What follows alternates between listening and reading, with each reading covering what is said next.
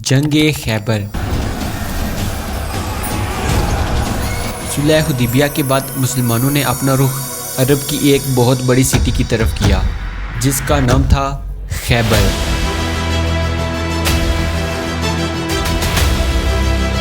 خیبر مدینہ کے قریب ایک بہت بڑا شہر تھا۔ خیبر کا قلعہ پورے عرب میں سب سے طاقتور قلعوں میں سے ایک تھا۔ یہاں پر فارمز، فروٹس، یہ چیزیں بہت زیادہ پائی جاتی تھیں جسے وہ پورے عرب میں بیچا جاتا تھا، اور اس سے جتنا پیسہ بنتا تھا اس سارے کو یہودی اس قلعے میں سیو کر کے رکھتے تھے، کیونکہ ان کو پتا تھا کہ خیبر کو فتح کرنا ناممکن ہے۔ مسلمانوں نے بہت ہی خفیہ طریقے سے خیبر پر حملے کی تیاری شروع کر دی، کیونکہ یہودی ہر ٹائم مسلمانوں کے خلاف کوئی نہ کوئی سازش ضرور کر رہے ہوتے تھے۔ مسلمانوں نے اپنی جنگ کی تیاری شروع کر دی، لیکن مدینہ کے منافقوں نے پہلے ہی خیبر والوں کو بتا دیا کہ مسلمان خیبر کو فتح کرنے کے لیے آ رہے ہیں، اور آپ صلی اللہ علیہ وسلم نے صحابہ کو جنگ کے لیے تیار ہونے کا حکم دیا، اور پھر 1400 مسلمانوں کے ساتھ اس سے پہلے کہ خیبر مسلمانوں پر حملہ کرے، آپ صلی اللہ علیہ وسلم خیبر پر حملے کے لیے روانہ ہوئے۔ یہودی ایک دن صبح اپنا کام کرنے کے لیے قلعے سے باہر نکلے تو اچانک مسلمانوں کا لشکر کھڑا تھا۔ لوگ چیخنے لگے کہ محمد آ گیا ہے، محمد آ گیا ہے، اور لوگ بھاگ کر واپس قلعے چلے گئے۔ خیبر مدینہ سے تقریباً 150 کلومیٹر دور ہے، جس کے بعد مسلمانوں نے خیبر کے قلعے پر حملہ کر دیا، لیکن جیسے ہی مسلمان قریب پہنچے تو یہودیوں نے مسلمانوں پر تیر اور پتھر برسانے لگے، تو جس سے مسلمان پیچھے ہٹ گئے، جس کے بعد آپ صلی اللہ علیہ وسلم ایک ایک جنرل کے ساتھ مسلمانوں کی فوج کو بھیجتے رہے، لیکن یہودیوں کا ڈیفنس اتنا مضبوط تھا کہ ہر بار مسلمانوں کو پیچھے ہٹنا پڑا۔ کہا جاتا ہے کہ ایک بار حضرت عمر اور حضرت ابو بکر رضی اللہ تعالیٰ عنہ نے بھی مسلمانوں کی فوج کے ساتھ مل کر حملہ کیا، لیکن یہودیوں نے دیواروں کے اوپر سے بڑے بڑے پتھر مسلمانوں پر پھینکے اور مسلمانوں کو دوبارہ پیچھے ہٹنا پڑا۔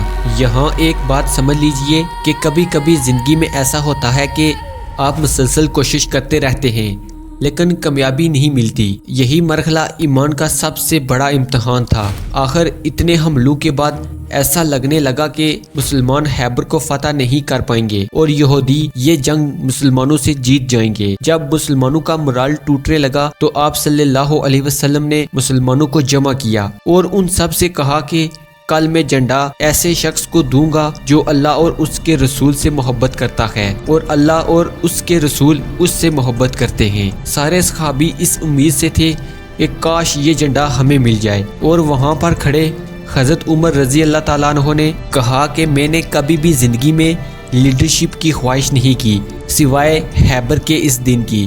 یہ سن کر سارے صحابی حیران رہ گئے کہ آخر وہ لیڈر کون ہوگا جس سے اللہ بھی محبت کرتا ہے۔ جیسے ہی اگلی صبح ہوئی، سارے صحابہ آپ صلی اللہ علیہ وسلم کے کیمپ کے پاس جمع ہوئے اور آپ صلی اللہ علیہ وسلم کا انتظار کرنے لگے اور آپس میں باتیں کرنے لگے کہ وہ لیڈر آخر کون ہوگا۔ اور آخر آپ صلی اللہ علیہ وسلم آگے آئے اور آپ صلی اللہ علیہ وسلم کو دیکھتے ہی سارے فوجی بالکل خاموش ہو گئے۔ رسول اللہ صلی اللہ علیہ وسلم نے سارے صحابہ کو چھوڑ کر صرف حضرت علی ابن طالب کا نام لیا۔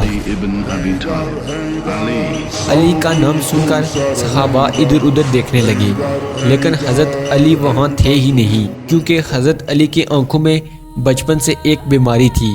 اس دن حضرت علی کی آنکھوں میں وہی بیماری تھی، اور جب آپ صلی اللہ علیہ وسلم کو اس بات کا پتہ چلا تو آپ صلی اللہ علیہ وسلم نے فرمایا کہ علی کو یہاں لایا جائے، اور آخر جب حضرت علی کو لایا گیا تو رسول اللہ صلی اللہ علیہ وسلم کے سامنے حاضر ہوئے۔ آپ صلی اللہ علیہ وسلم نے حضرت علی کی آنکھوں پر اپنا ہاتھ پھیرا، جس سے ان کی یہ بیماری ہمیشہ کے لیے ختم ہو گئی۔ پھر آپ صلی اللہ علیہ وسلم نے سب کے سامنے حضرت علی کو مسلمانوں کی فوج کا جھنڈا پکڑایا اور انہیں حکم دیا کہ جاؤ اور خیبر پر حملہ کرو، لیکن حملے سے پہلے انہیں اسلام کی دعوت ضرور دینا۔ اگر ایک بھی شخص تمہاری وجہ سے اسلام قبول کرے تو یہ ہمارے سارے اونٹوں سے بہتر ہے۔ حضرت علی تیزی سے قلعے کی طرف بڑھنے لگے، اور اس بار حضرت علی کی لیڈرشپ میں یہ حملہ اتنا بڑا تھا کہ مسلمان قلعے کے قریب پہنچ گئے، اور جب یہودیوں نے یہ دیکھا تو انہیں سمجھ آنے لگی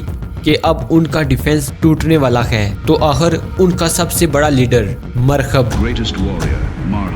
قلعے سے باہر آیا۔ مرحب کوئی عام آدمی نہیں تھا، وہ بہت ہی لمبا اور بہادر آدمی تھا اور اس سے لڑنے کا کوئی سوچ بھی نہیں سکتا تھا۔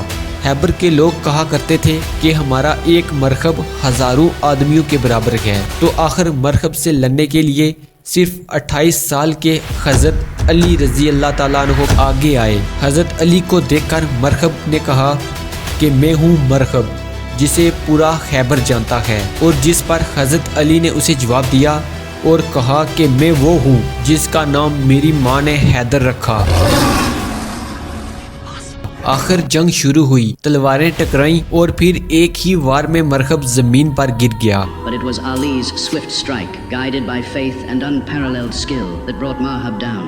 یہودیوں کا حوصلہ ٹوٹ گیا، لیکن کہانی ابھی باقی تھی۔ مسلمان لشکر قلعے کے دروازے تک پہنچ گئے۔ جب دروازہ کھولنے کی باری آئی تو دروازہ اتنا بھاری تھا کہ کئی لوگ مل کر بھی اسے نہ ہلا سکے۔